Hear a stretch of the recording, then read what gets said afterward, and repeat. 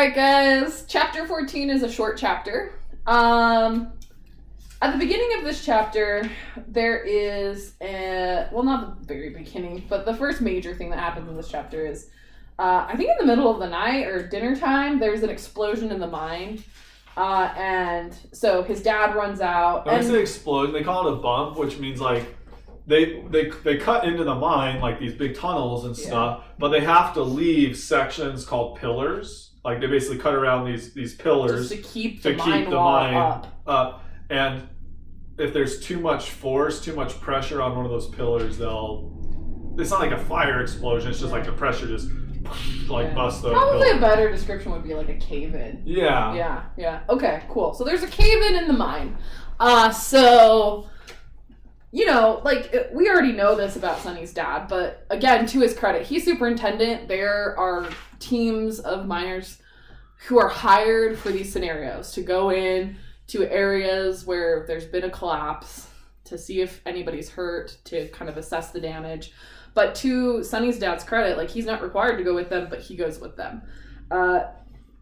And his mom, Elsie, she's like, why do you do that, Homer? It's not your job.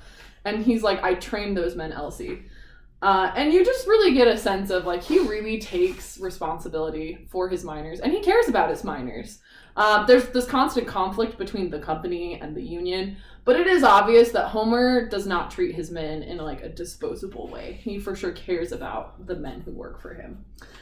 So he runs down into the mine, and if I remember correctly, no one's harmed. But then that Saturday, they end up launching a couple more rockets. And they're seeing a pattern with the rocket candy. 3,000 feet seems to be kind of the max altitude that they're experiencing so far. And there's some talk and discussion about girls, and there's this little tiff between Sonny's older brother Jim and Quentin. Strangely enough, Quentin kind of picks a fight with Jim. And Jim just kind of shrugs them off and calls them sister morons, which is offensive, by the way. Yeah. Girls aren't morons. Anyway, and I think that's the gist of this chapter. It's a pretty basic chapter and pretty straightforward. One more thing I like in this chapter, leading up to this, they just got the rocket book, and Sonny kind of had this realization of rather than just trial and error, if you calculate things and design things ahead of time. And so he kind of got in that direction of realizing, things work a lot better if you design it. But in this, he's kind of how did it explode? I mean, they calculated the force on each pillar. Shouldn't that? He's kind of thinks how could it have gone wrong? How could there be this explosion if they calculated correctly? These college-educated engineers designed this. Why is there a problem? And then his mom says, Sonny, I've been around coal mines all my life. What's supposed to happen and what does happen in them are two different things. Yeah.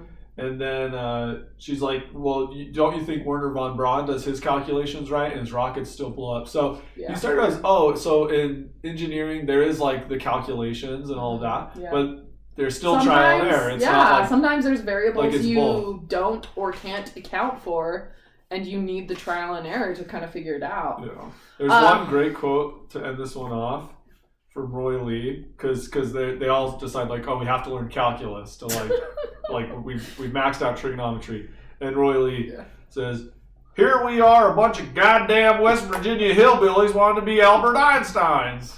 Yeah, Roy Lee's funny, but then it also is but we knew he was with us. All right, that's chapter 14.